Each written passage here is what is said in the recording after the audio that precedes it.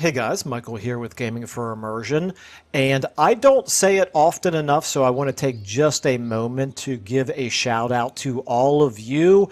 I want to let you all know how much I appreciate the support that you have given me since I started this channel a little bit more than a year ago. And even more so than that, I want to thank all of the people who have contributed comments. Now, why am I bringing this up at the very beginning of this particular video? Well, it's because this video is being created because of a comment from one of you all. And I want to give credit where credit is due. So this credit goes to Frank Fowler 3270, who basically told me, hey, dude, you need to try the campaign configuration mod. So why do I need to try the campaign configuration mod? He's absolutely right, by the way. I've just started tinkering around with it, and this video is basically going to be all about what I have discovered from using this mod. And yeah, I think this is one that we want to add as a staple in the mod list for people who like to play a more grand strategy version of Warhammer 3. So one of the things, actually, let me back up just a second here. So sort of the main things that I wanted to accomplish with the recent new and improved mod list that I put out, and it's the same thing I try to do in all of my Let's Play campaigns on this channel, is there's really 4 or 5 basic things that we like to do in order to turn vanilla Warhammer into proper grand strategy. One of them is we reduce the campaign movement range. Another one is we reduce replenishment. The reason why we do both of those things is to give your strategy a lot more depth. It's not all about endless aggression. You can't just keep advancing turn after turn, taking settlements turn after turn. Doesn't matter, how many casualties you suffer in battle. You just replenish them so quickly that you can just keep steamrolling. In order to do away with that, those 2 things are basically must-haves.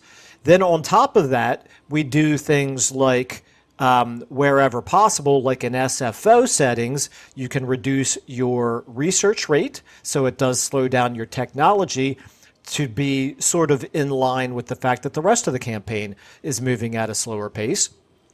And then we're also decreasing our character experience gains, so we're not leveling up quite as fast. Again, same basic reason. And then finally, the 5th thing is that we like to bump up the strength of the garrisons, whether it's with more units or better units or giving buffs to those units, or just making it harder to take walled cities, for example, by making ladder climbing slower, cause you more fatigue, make the gates and the towers have more health, make towers have greater ranges, do more damage. There's all kinds of different things you can do with respect to that.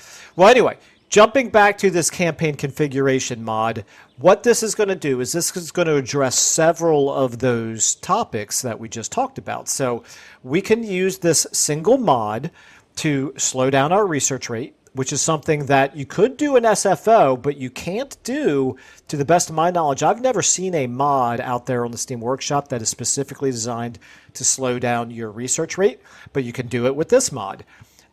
You can also slow down your campaign movement, and you can also reduce your replenishment rate. So let's talk about all of that. So what we've got here is a modded Nurgle campaign, a modded Kugath campaign. Now, normally when you start out a brand new Kugath campaign, if you take a look down here at your single starting settlement, you've got Dragonfang Mount, and you've got a landmark port here that takes you, I want to say, 3 turns to level up, and then you've got this second building slot where you should be able to level up, let's say, one of the basic infrastructure buildings in a single turn.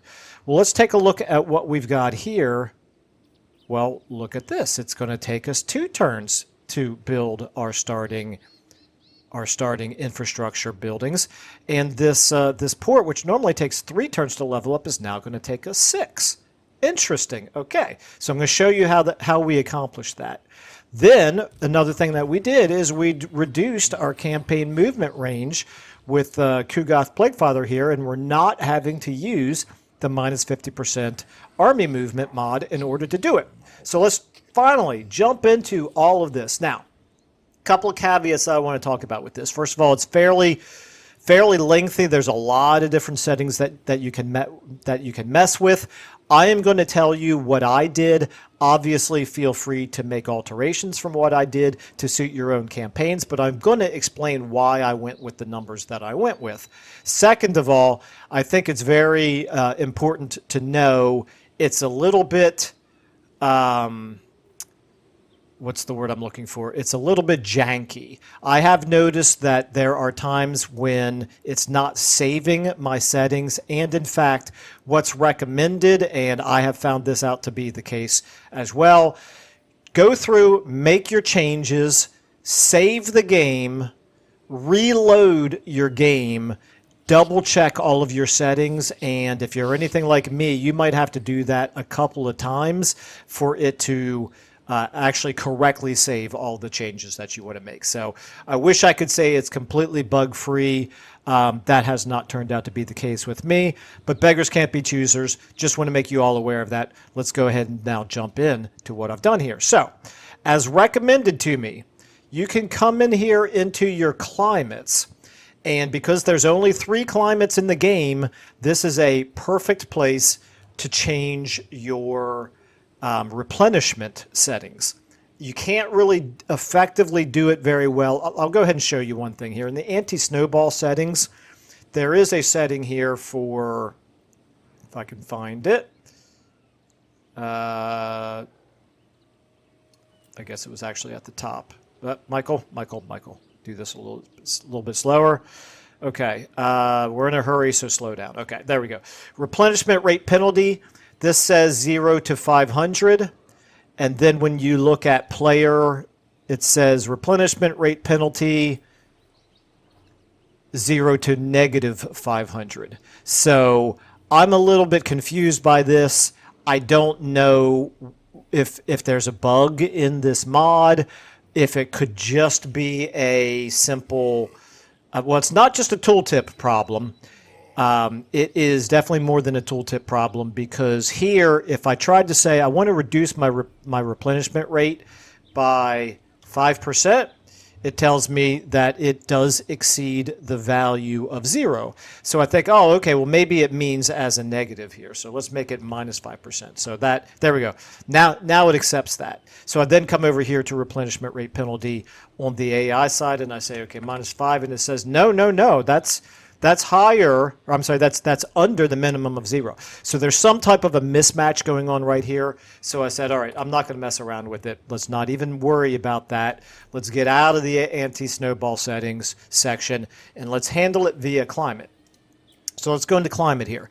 So we've got, as I mentioned, 3 different types of climates here. By the way, on the AI side, consistently across the board here, no matter which one of these you want to select here, when you're talking about the AI, it does give you the option of choosing to give it only to particular factions, or you can do this where it says which AI culture should be buffed. You could just say all AI cultures. I wanted as a baseline here to have it affect everybody exactly the same, player and all AIs, but it's good to know that you can diversify if you want to. So you activate these both the AI and the player climate settings. You come down here to your suitable climate. So we're side by side here. AI suitable climate, player suitable climate. And what I've done is I've said add 100% construction time in suitable climates. And that is how we ended up with double the building times in our starting settlement. The only other thing that I'm doing then for suitable climates is here I am reducing the replenishment rate to a -5, and I do it again for both the player and for the AI. So let's come on down to unsuitable climate. Take a look at that. Unsuitable climate. Okay. So what I've done then, and it tells you what the vanilla game does, and you can use that as a very helpful baseline for what you might want to do for yourself. This is what I decided to do. I decided, okay, if I'm going to double my building construction time in the in suitable climates, then I'm essentially going to do the same thing in unsuitable climates, which means if it regularly would be a plus 50% building construction time, that means your starting point in vanilla is a building construction time of 150% of what it would be in a suitable climate, which, since our suitable climate is now at basically, let's say something that would normally take 2 turns to build will now take 4 turns. Well, for our unsuitable climate, we want it to be 6 turns. Well, the way to do that is to add plus 200% to the regular vanilla suitable climate time. That's how I arrived at this 200 number. I hope that makes sense. Try not to go too overboard on the math, but I'm sure most people can stick with me on that. Anyway, then the other things it does, I wanted to basically do the same penalties that the vanilla game does for everything except for construction time and replenishment rate for the most part. So I went ahead and kept the -1 public order for the unsuitable climate. The construction cost, again, 30% penalty for construction costs. I went ahead and kept that. Income modification, 15%, so -15%, -15%. Then we get to replenishment rate, and I decided, well, since I gave the 5%, the -5% for the suitable climate, I want to obviously make the replenishment rate in unsuitable a little bit worse than the 8% penalty that you get in vanilla, so I bumped it up to -12, and I did that for both. And then finally, the growth rate, I thought, well, I think maybe it does make sense to have a little bit of a penalty to growth rate in unsuitable climate, so I just gave it a very modest -10. So that's it for your unsuitable. Then let's take a look at the uninhabitable. And as you might expect, I just increased the numbers. So now we've gone to an extra 300% on building construction time, which is obviously higher than what it would be in vanilla. But it's not so excruciatingly painful that you would just never, ever get done building anything in uninhabitable climates. This is one that I can see maybe tinkering around with long term if I feel like it's too long or too short. Anyway, the others are mostly the same as they would be in vanilla. So recruitment duration, we're adding a turn to it. Public order, -3 across the board. Construction cost, 50% extra. All of that makes sense to me. Income, -50% makes sense to me. Replenishment rate, instead of the -15% that it gives you in vanilla, we're going to bump all the way up to -20, which is pretty, that's pretty crippling. And then finally, our growth rate, I went ahead and bumped that to -25. So it goes from 0 in suitable to -10 in unsuitable to -25 in uninhabitable. So that's it for the climate portion. That is going to slow down our replenishment, increase our construction times, and then additionally do some of the other little debuffs that you just saw me go through. So let's move on from climate to the Lord buffs. And there are 2 different places where you have to change the Lord buffs. And the good news is once we go through the Lord buffs, we're almost done. I literally don't bother to change almost anything else in here. So the generic Lord buffs and the legendary Lord buffs, we're going to make exactly the same change. And all we're doing in both cases is we're turning it on, and then we're coming down here to the movement range percent, and we're saying -30. And we're doing that for AI and for player. And we do the same thing for generic lords, -30 and -30. So presumably you could make this -50 if you wanted to accomplish exactly the same thing as the -50% army campaign movement mod does. I decided to make it -30 because I think you can accomplish much the same thing without it being quite as excruciating. And also because that mod does cause some imbalances, some factions are definitely impacted more than others by it, then this is a little bit of a compromise number. Again, I can see maybe tinkering around with that a little bit, but that's what I decided to go with. And then finally, we're going to jump down here to research, which, as I mentioned before, there is no single mod that I know of on the Steam Workshop that decreases your research rates. I've seen plenty of mods that increase your research rates. Well, what I wanted to do was to decrease them. I'm happy that you can do it in SFO, and I'm now happy that you can do it in this mod as well. So all we have to do is turn it on. As you can see right here, research rate bonus. I'm doing a minus 50%, which is going to slow us down. And then when we come down here to, did I skip it already? Yep, I'm sorry, right there at the top, minus 50 for the AI as well. So that is literally all I am changing here in these campaign configurations, settings, and I've already showed you the effect that it has right here on the building times. It does, in fact, work on that. Let's take a look at our technology. As you can see now, our technology is going to be slower than what it would be in vanilla. But it's what it does is, it makes taking traits or technologies, or actually, I guess not so much technologies. It makes any little thing that you can do to bump up agent actions, for example, things that bump up your research rate. It makes them much more impactful on your game, which I really like. All right, anyway, so that is my starting settings for this particular campaign, and I'm just going to do a little bit more testing, and then I will come back and talk about the effects of all of said settings. Alrighty, and then here we are advanced all the way to turn number 3 in this campaign.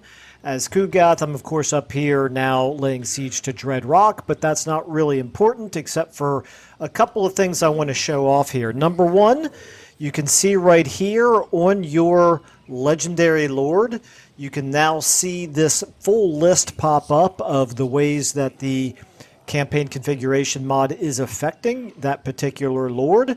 Boom, there you go. It's just, you can see zeros across the board except a campaign movement range of minus 30%. And that's just the way that we wanted it. So that's our Legendary Lord. What about a generic Lord? Well, right here, we have Vashnar Hellcaster. He is, of course, a Chaos Sorcerer Lord of Nurgle, and he has something very similar here, except this one, of course, is labeled Generic Lords. So far, so good. However, unfortunately, we have discovered... Sorry, I just had to turn the volume down a little bit there. We have discovered our first flaw in the mod. It has not been updated in a while, and pretty clearly... it needs to be updated to include some newer Lord types that have been added into the game, because we went ahead and also recruited a Chaos Lord of Nurgle, which, correct me if I'm wrong, was added in the Thrones of Decay DLC, and as you can see, he does not get the little thingy here that lists all of the buffs and debuffs that a generic Lord should receive, and we do in fact actually see the results. I unfortunately can't really, if I hover over that right there, we can see that we started our campaign movement with 110 points. I had just recruited him last turn, so he started this turn with 110 movement, whereas Kugath started his turn with only 85. That's because of this modifier right here. So even though Kugath has the Route Marcher skill here, so he should start out with slightly more movement range than Arvax. That is not, in fact, the case, because the generic Lord modifiers are not applying to this particular guy. So there you go. That's definitely an issue, particularly if you're going to play some of the factions that have received fairly significant additions in recent times since this mod was last updated. But I still think it's worth considering the mod, particularly pay attention to see if it gets updated, because once somebody does update it, and hopefully they will, once it does get updated, then hopefully these things will get these additional lords will get added to it. The other thing I wanted to show then is when you select the province itself, you can see down here a province effect. It tells you, of course, your climate, suitable climate, but it does now show those modified changes, modified modifiers, I guess is how I'd have to call them, for this particular climate. So you can see that our casualty replenishment rate minus 5% and our construction time plus 100% does indeed reflect what we chose up here. So there's the plus 100%, and there's the 5% replenishment rate modifier. So there you have it. So the good news is it mostly works, and what it does work with, it seems to be doing a pretty good job. But yeah, unfortunately, there's going to be a couple of these sorts of things that are going to cause a problem with it. So, you know, basically, take it with a grain of salt whether or not that is going to be very important to you in your particular campaigns. All right, and so just jumping ahead a little bit farther, we have now taken care of the lizardmen here, the Topek spawn. We've taken care of their main army. Should just be a matter of a couple more turns before we take Shattered Stone Bay, and then we'll move on to the second phase of this campaign, which would probably end up being against Gorst.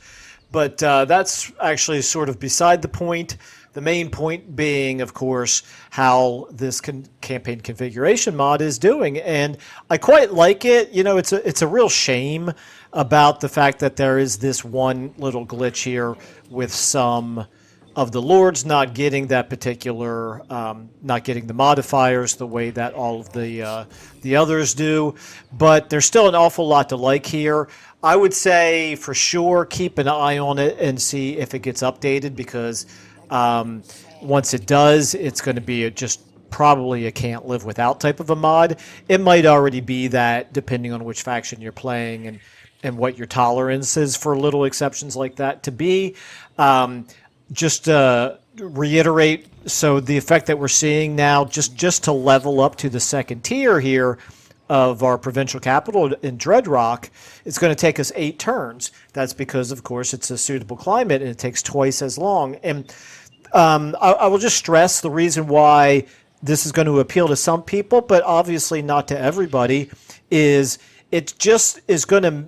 It's going to give you a longer, like, early game. You're going to be fighting a longer time with lower tier units. You're going to feel more of an early game, and then more of a mid game, and then more of a late game, because of the increased amount of time it takes to really progress from one stage to the next, because of how much slower it's going to be to build your buildings. Again, it'll appeal to some people, it won't appeal to everybody. It certainly does appeal to me, at least in many cases, maybe not all, but most campaigns I play, I like that slower pace. So again, really nice to have a lot of these things that we're accomplishing with 3 or 4 other mods. It's kind of nice to have them all in one place. Like I said, it's just a shame about this one little problem right here that is going to have to get added into the mod, hopefully at some point. So just something to keep an eye out for. I think then I will probably go ahead and leave it there. There's not really a whole lot else to say. Hopefully everybody gets the point. If you have any questions about it, obviously go ahead and raise those in the comments. And like I said, the entire reason I made this video was based on a comment that somebody made in my previous mod list video. So yeah, please do keep those suggestions coming. I very much do appreciate them. And as always, thank you all for all of your support. Really appreciate that as well. Can't really do this without, or at least I wouldn't be doing this without you guys. All right, anyway, I'll go ahead and leave it there. Thanks everybody for watching and listening, and I will see you all in the next video.